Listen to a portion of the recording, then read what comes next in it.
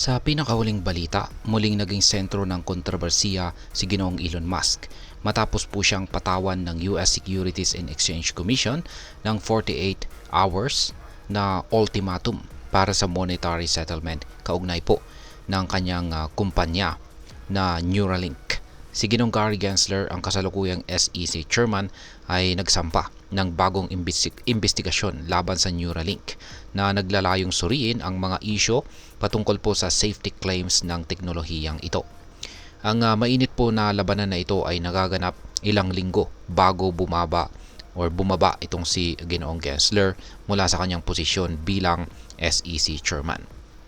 Pero bakit nga ba tila nakafocus itong si Ginoong Gensler kay Ginoong Musk? Kaya ano po ang epekto nito sa crypto space at sa mga project ni Ginoong Musk tulad po ni Dogecoin? Kaya ayan po ang siyang ating pag-uusapan sa video na ito. Pero bago po tayo magpatuloy, ay nais ko lamang po munang bigyang linaw ang aking disclaimer kung saan ang nilalaman po ng video na ito ay hindi po ito isang financial advice. For education and information purposes lamang po ang layunin nito.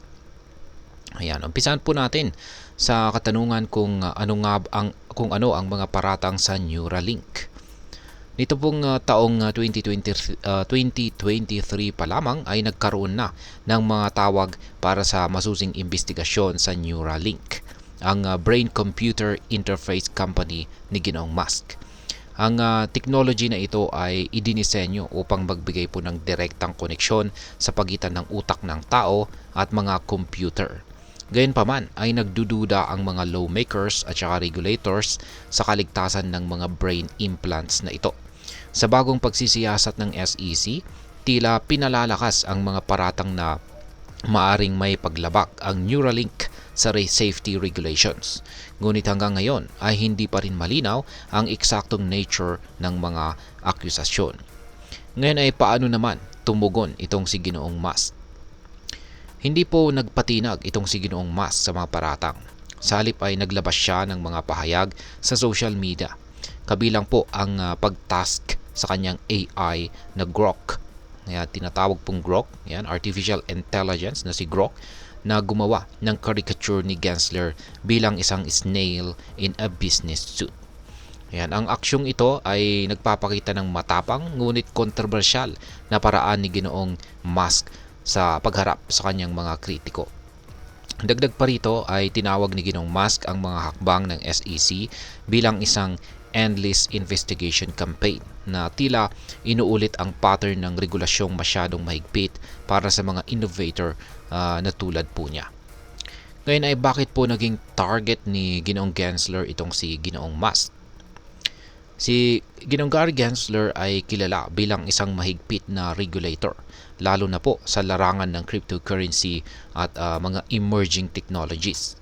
Ang kanyang approach ay madalas po na tinatawag na headline-grabbing penalties, kung saan inuuna ang pag-impose ng mabibigat na parusa kaysa sa pagpapalaganap ng malinaw at makatarungang patakaran. Sa kaso po ni Ginoong Musk ay tila ginagamit ang mga kontrobersiya sa Neuralink upang bigyang diin ang pangangailangan ng mas mahigpit na oversight. Kahit na maraming eksperto ang naniniwala ng ganitong estilo ng regulasyon ay nagdudulot po ng chilling effect sa innovation.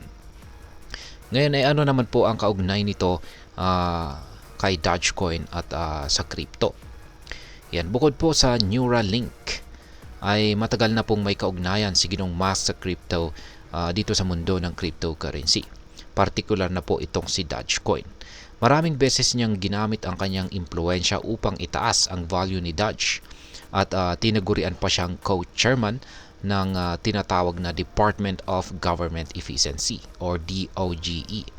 Para sa crypto community, ang mga aksyon ng SEC laban kay Ginoong Musk ay maaari pong magdulot ng domino effect sa iba pang crypto project na suportado ng mga high-profile na personalidad. Ngayon ay ano naman po ang papel ni Ginoong Paul Atkins bilang bagong SEC chairman? Sa nalalapit po na pagbaba ni Ginoong Gensler ay inaasahang papalitan siya ni Ginoong Paul Atkins, isang mas pro-crypto na leader. Ang kanyang paninindigan ay inaasahang magbibigay po ng mas makatarungang regulasyon para sa cryptocurrency, taliwas po sa aggressive tactics ng kasalukuyang administrasyon. Para sa maraming taga-suporta ng crypto, ang pagbabagong ito ay isang pag-asa para sa mas bukas na pamilihan or market at mas balancing mga pulisiya. Ngayon ay ano naman po ang maaaring maging epekto nito para sa atin bilang mga Pinoy crypto traders or investors. Ang labanan na ito sa pagitan po ni Ginoong Musk at saka si Ginoong Gensler ay may malawakang implikasyon. Una, ang anumang negatibong issue laban kay Ginoong Musk ay maaring makaapekto po sa market sentiment, lalo na kung bumaba ang tiwala ng mga tao sa mga project na kanyang sinusuportahan tulad po ni Dogecoin. Pangalawa, kung magpapatuloy po ang ganitong klase na regulasyon sa ibang bansa, posibleng maapektuhan din ang global adoption ng crypto na maaari pong magdulot ng pagkaantala sa mas adoption nito dito sa Pilipinas. Ngunit kung magtatagumpay po itong si Ginoong Musk na labanan ang SEC at maipakita ang lakas ng kanyang mga projects, maaari pong lumakas pa ang tiwala sa crypto market. Ngayon ay ano naman po ang maaring asahan natin sa hinaharap dito. Ang labanan na ito ay isa pong paalala na ang regulasyon at innovation ay dapat na magkaakibat upang mapanatili ang balanse sa teknolohiya at proteksyon ng mga consumers. Ang mga kontrobersiya sa pagitan ni Ginoong Musk at Gensler ay isa po itong malaking hamon, hindi lamang sa crypto community pati na rin sa iba pang sektor ng teknolohiya. Para sa mga Pinoy ay mahalaga pong maging updated sa ganitong balita at patuloy po na pag-aralan ang market bago gumawa ng desisyon sa pag-i-invest. Ngayon ay ano naman po ang aking masasabi tungkol dito.